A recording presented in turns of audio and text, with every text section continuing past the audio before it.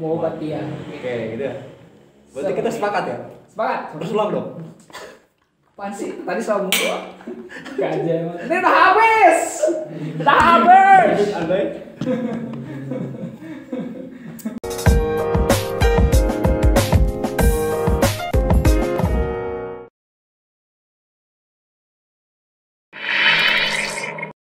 Assalamualaikum warahmatullahi wabarakatuh. Berjumpa dengan kami di Germa Bermuda, berbicara seputar anak muda. Bersama saya Egi Mito. Andi ha. Andi. Mito. Kali ini kita akan berbicara topik mengenai perlukah mantan dimusuhi. Mantan itu apa, bro? Mantan itu adalah suatu produk dari kandasnya sebuah hubungan. Nah, salah satu siklus yang dialami anak muda adalah jatuh cinta. Kalau misalkan cintanya berbalas itu jadian. Jadian. Enggak PDKT dulu. PDKT. Jadian.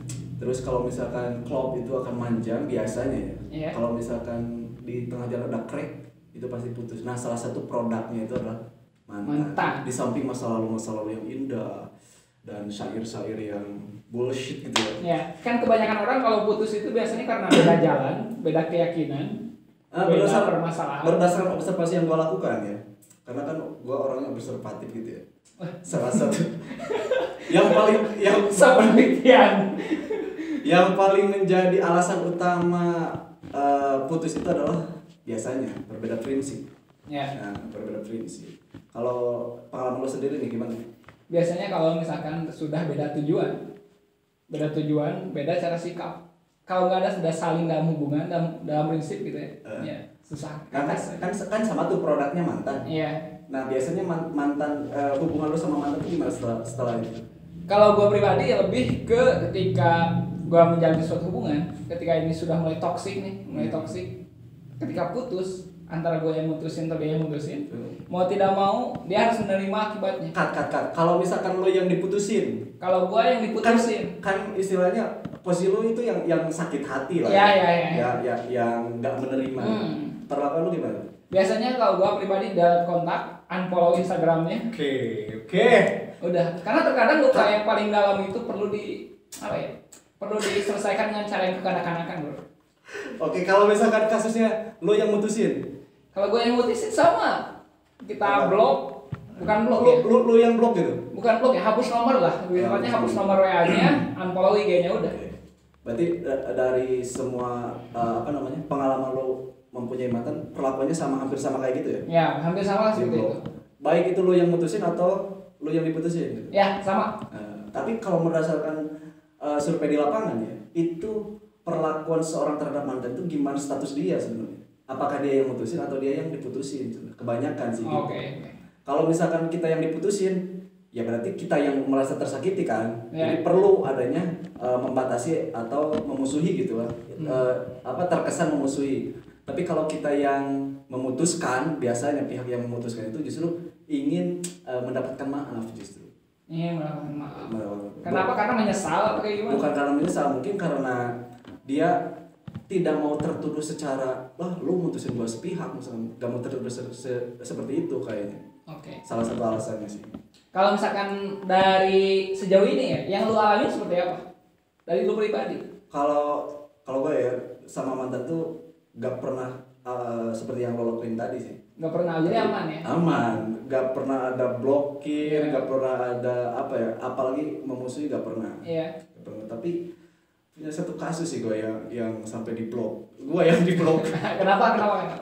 Bukan kenapanya, jangan tanya kenapanya, tapi orangnya nonton Abdul. Jadi kalau misalkan mungkin kerisihan ya, mungkin karena kena risih.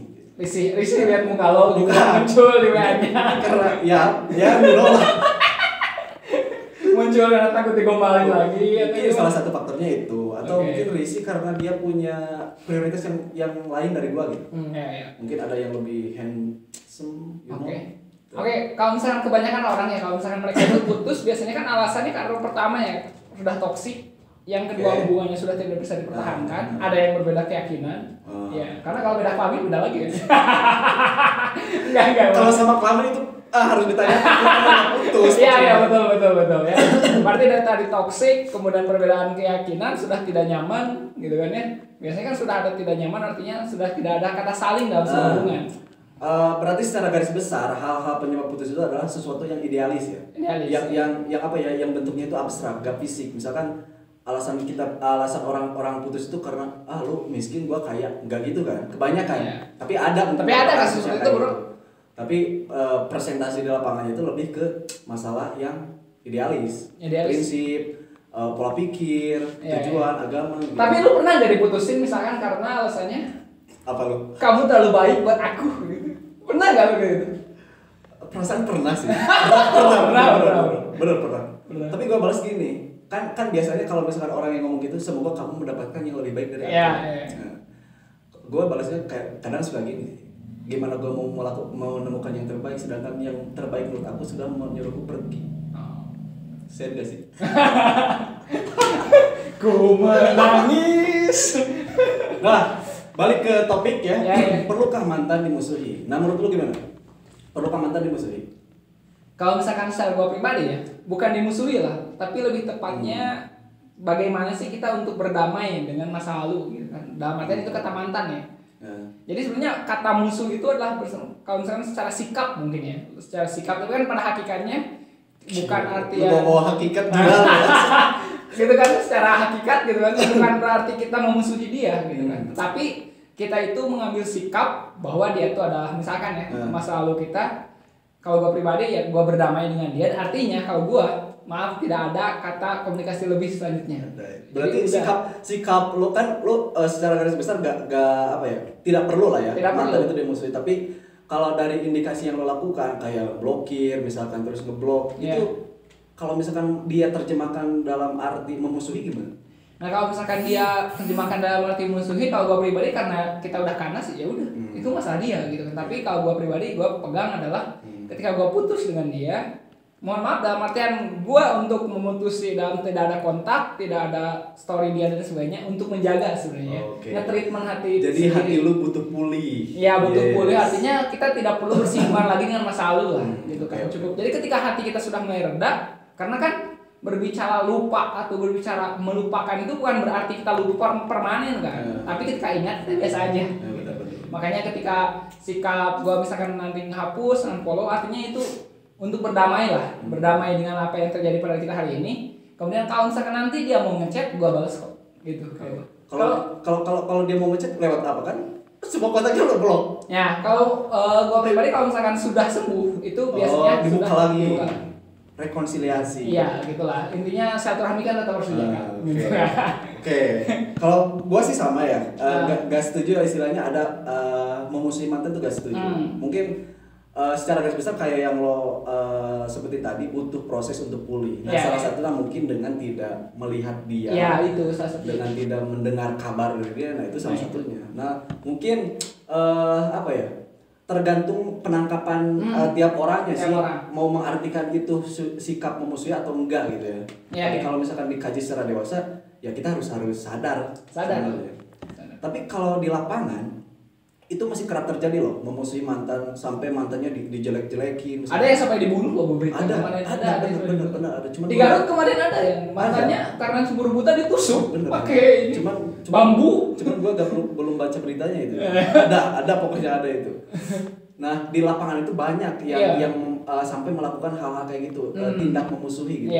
Nah, menurut lo analisis lo secara apa ya, secara telanjang gitu, apa itu penjawabnya? Telanjang. Ya pokoknya kita kan bukan ahli bro, jadi hanya bisa melihat dari secara gamblang mungkin ya. Gamblang lah. Nah, tapi kalau misalnya menurut gue pribadi ya, bukan itu kembali lagi ke sikap sih. Sebenarnya kan ketika kita menjadi sebuah hubungan itu artinya kita mau tidak mau pasti bertemu dengan masalah ya. Bertanya itu tadi nanti tujuannya tidak sama, mulai tidak nyaman, sebenarnya itu kan balik ke sikap sebenarnya. Kalau gue lihat itu ketika lu misalkan mau berhubungan apa sih? mau menjalin suatu hubungan, artinya lu harus siap dengan segala sikap yang akan nanti gitu ya. Konsekuensinya siap, gitu kita ya. harus siap kan. Jadi ketika kita berani untuk jatuh mengatasnamakan cinta gitu kan ya.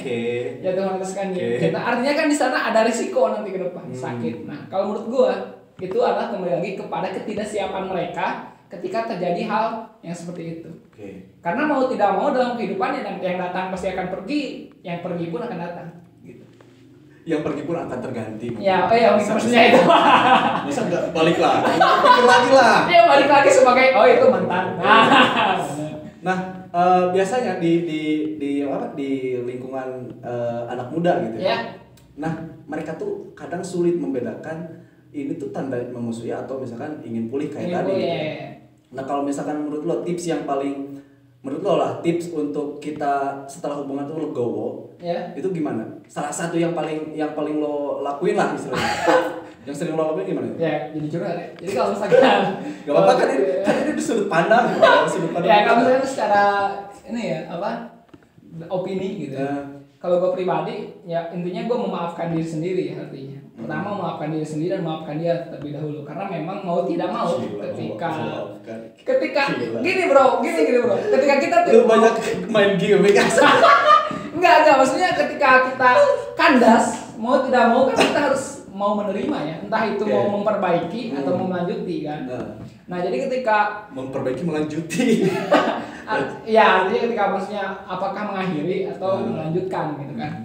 Jadi secara ininya kalau misalkan gua dalamnya baik-baik gua gitu ya, atau dalam artiannya singkatnya gua, kalau gua ketika terjadi hal seperti itu ya gitu, pertama bukan berartian kita memusuhi atau apa, tapi terima dulu diri sendiri. Jadi balik lagi ke prinsip lo tadi ya. Jadi lo butuh sesuatu untuk pulih. Karena artinya gini, kalau misalkan teman-teman di sana mau melakukan butuh proses pemulihan gitu, untuk terlepas dari kenangan misalkan atau sosok mantan itu, boleh melakukan hal-hal yang lo lakukan tadi. Iya, boleh saja. Boleh saja. Kalau menurut pandangan saya. Jadi nanti ada Andi community. Enggak juga. Jadi mas sekedar saran buat teman-teman. Jadi ketika teman-teman nanti putus atau kandas dengan mantan teman-teman atau gebetan nih, yang pertama yang harus teman-teman lakukan adalah tips ya, maafkan dulu diri sendiri karena telah berjuang sebegitunya. Artinya jangan pernah menjadi pelangi untuk orang yang buta, bro. Anda ya, kayak apalagi yang tuli. Gitu ya.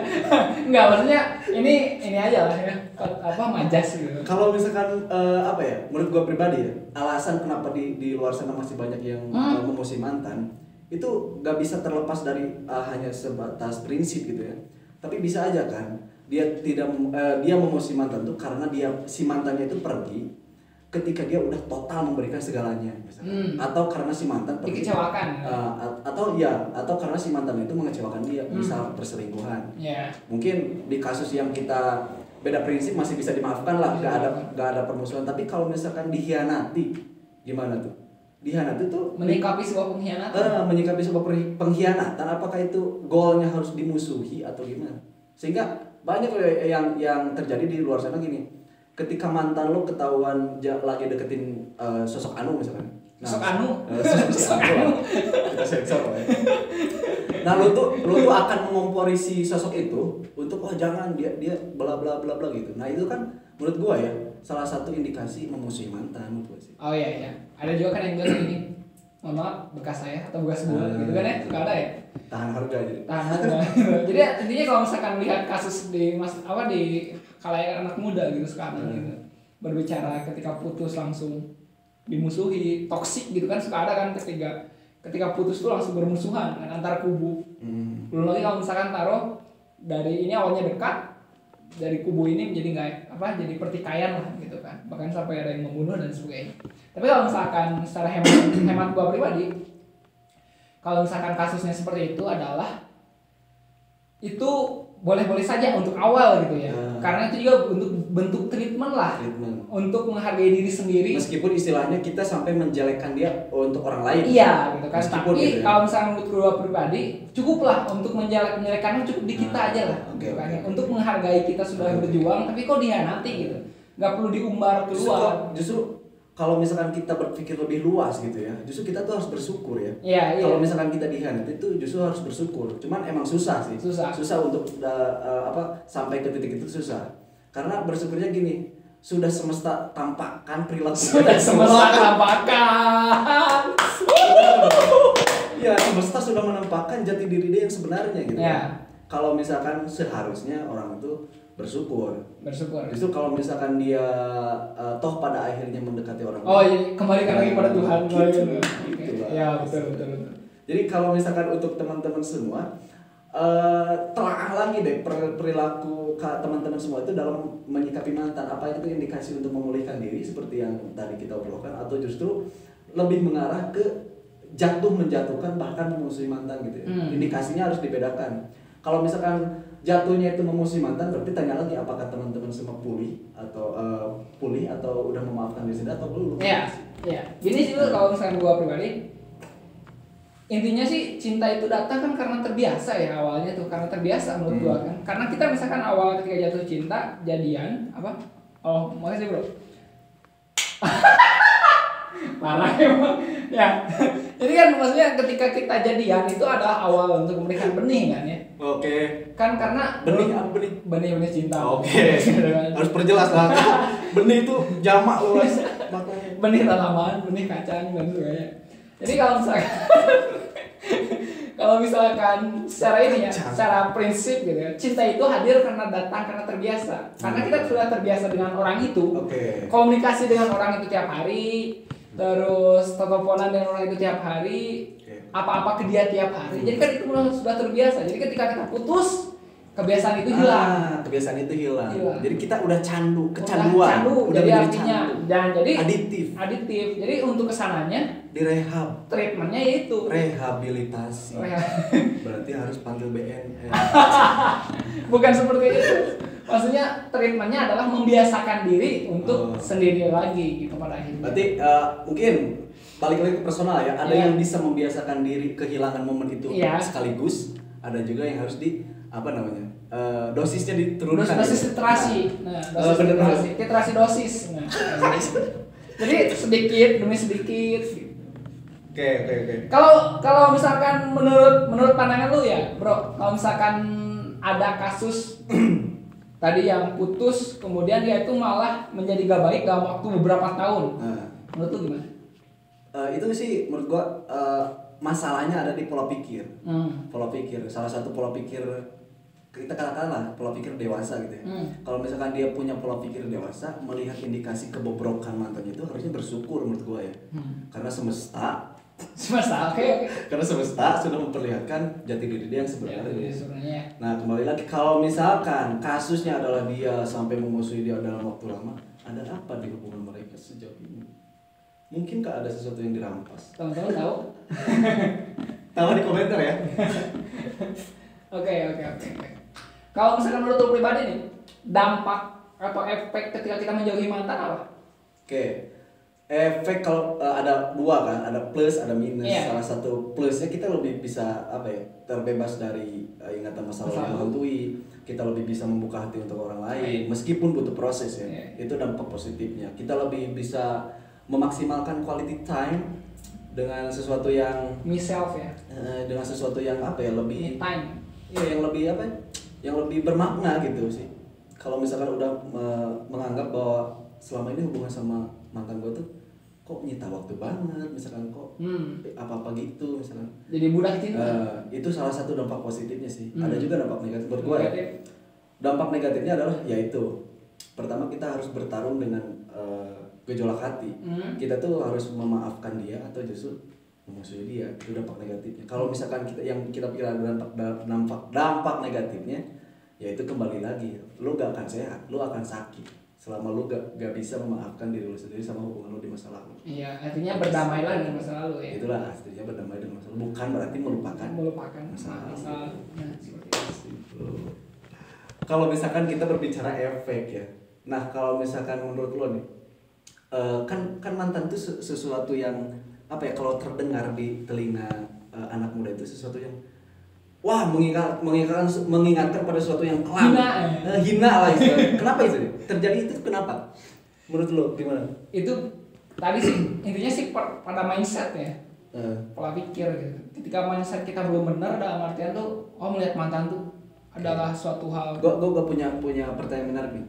Kalau misalkan kita udah memberikan segalanya lah menurut kita lah ketika kita jadian, total kita memberikan perhatian bahkan mungkin materi apapun itulah ya.